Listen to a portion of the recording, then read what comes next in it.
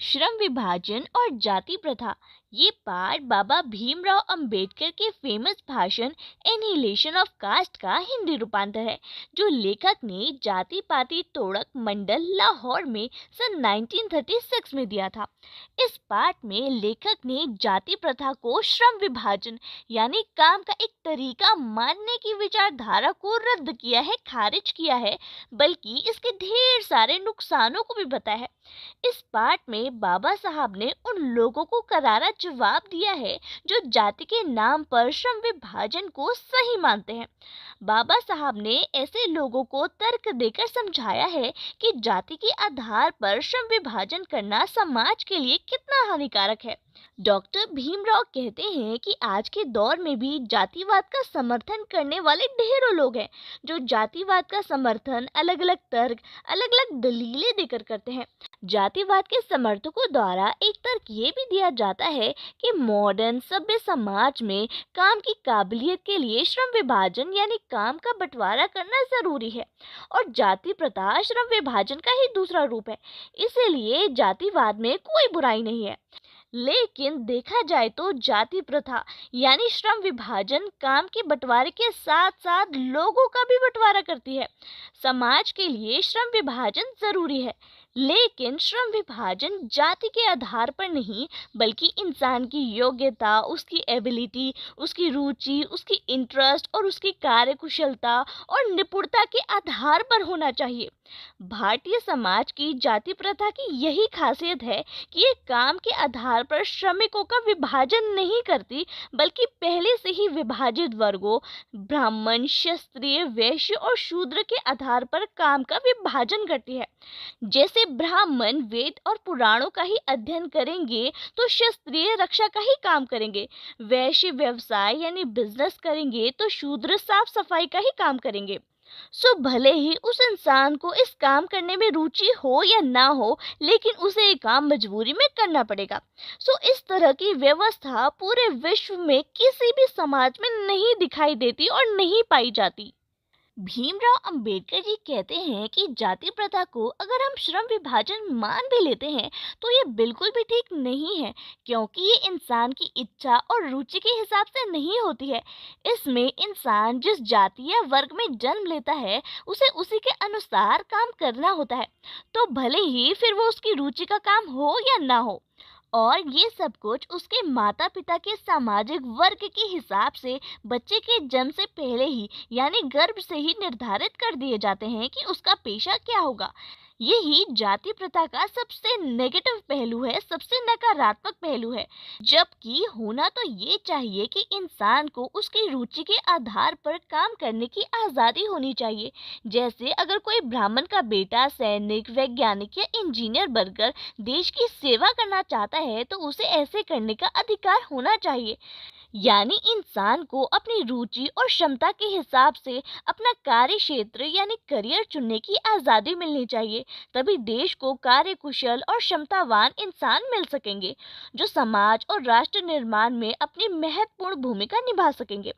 अंबेडकर जी यहाँ पर जाति प्रथा के दोष बताते हुए कहते हैं कि जाति प्रथा इंसान के पेशे यानी करियर को पहले से ही निर्धारित तो करती ही है, साथ ही इंसान को जीवन भर उसी पेशे में बांधे रखने को मजबूर भी करती है। भले ही इंसान को उस काम को करने की इच्छा हो या ना हो, या फिर उस पेशे की कमाई से उसका और उसके परिवार का भरण पोषण ठीक से हो रहा हो या नहीं हो रहा हो, यहाँ तक कि उसके भूखे मरने की नौबत भी आ जाए, तो भी वो अपना पेशा नहीं बदल सकता। जबकि आधुनिक समय में कई बार बुरी परिस्थितियों में इंसान को अपना पेशा यानी करियर बदलने की जरूरत पड़ सकती है, जिससे कि वो अपने परिवार का भरण पोषण अच्छे से कर सके।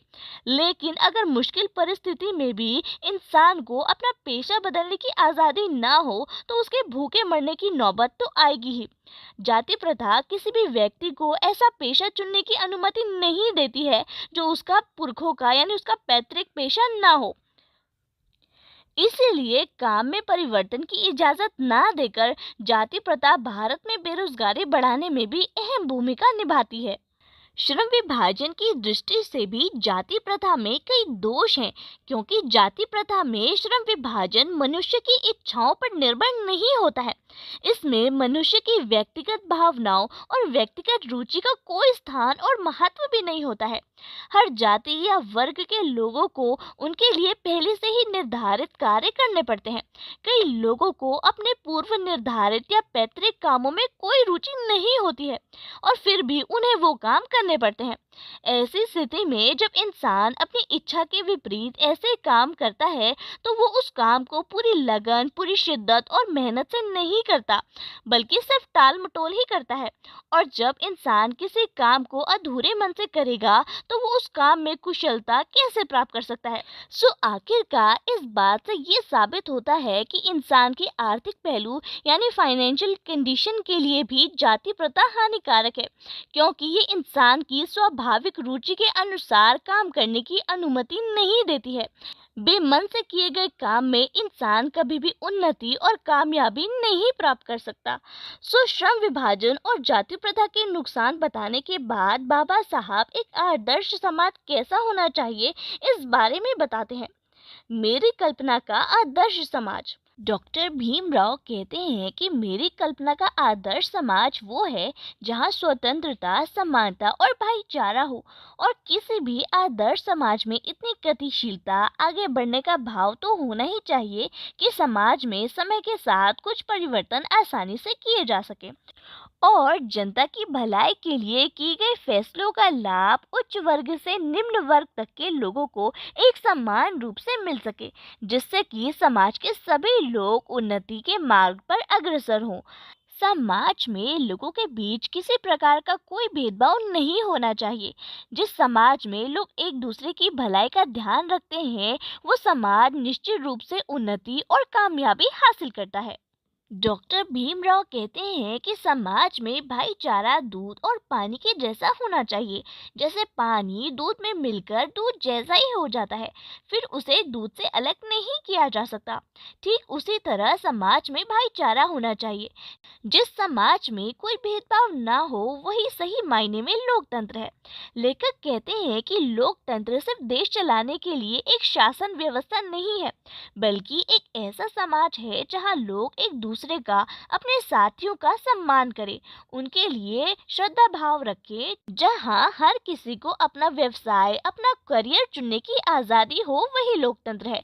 लेखक पूछते हैं कि जब हमें कहीं भी आने जाने, अपने जीवन की सुरक्षा करने में, अपने काम के लिए जरूरी औजार रखने की स्वतंत्रता हमें मिल सकती है, तो फिर हमें अपने मनपसंद काम चुनने की स्वतंत्रता क्यों नहीं मिल सकती।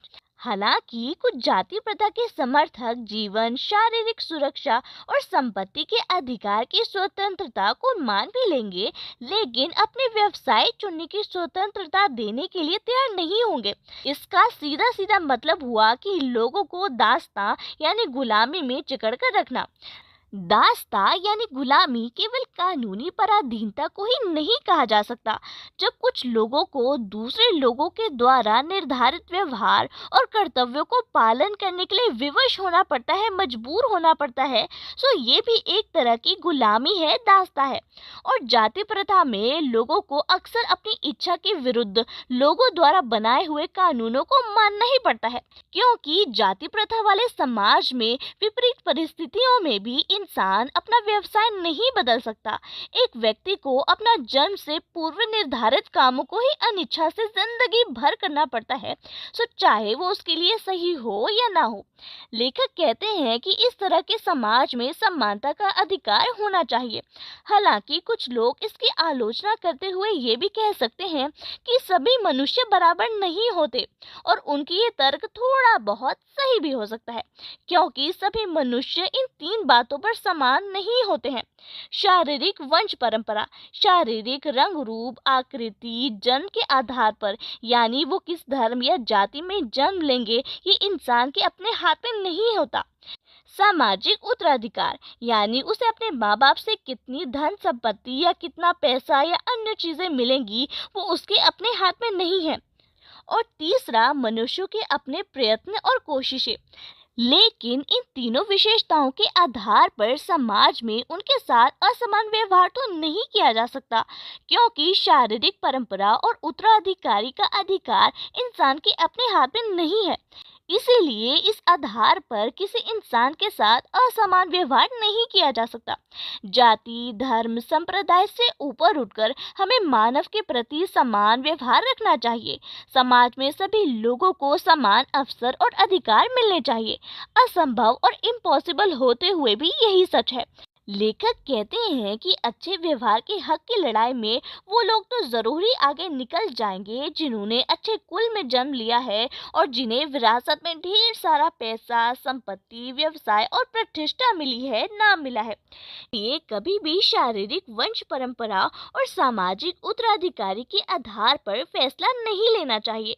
अगर हमें समाज के सभी सदस्यों से ज्यादा योगदान प्राप्त करना है तो हमें सभी को समान अवसर मुहैया कराने होंगे और सभी के साथ एक समान व्यवहार करना होगा और हर इंसान को उसकी क्षमता के विकास करने के लिए प्रोत्साहित भी करना होगा, क्योंकि किसी इंसान की कोशिशें कम हो सकती हैं और किसी इंसान की ज्यादा, लेकिन कम से कम हमें सभी लोगों को कोशिश करने के लिए समान अवसर उपलब्ध कराना चाहिए। अम्बेडकर जी कहते हैं कि मानवता की नज़र में समाज को दो श्रेणियों में नहीं बांटा जा सकता। व्यवहारिक सिद्धांत यही है कि सभी के साथ समान व्यवहार किया जाए। जैसे राजनीतिज्ञ यानी पॉलिटिशियन सबके साथ समान व्यवहार करते हैं, राजनेता इसी नजरिए को लेकर चलते हैं कि सबके साथ समान व्यवहार किया जाना चाहिए, तभी उनकी राजनीति फलती फूलती है। हालांकि समानता एक काल्पनिक दुनिया की चीज है, फिर भी राजनीतिज्ञ को सभी परिस्थितियों को दृष्टि में रखते हुए यही मार्ग अपनाना पड़ता है, क्योंकि यही व्यवहारिक भी है और यही उसके व्यवहार की एकमात्र कसौटी भी है।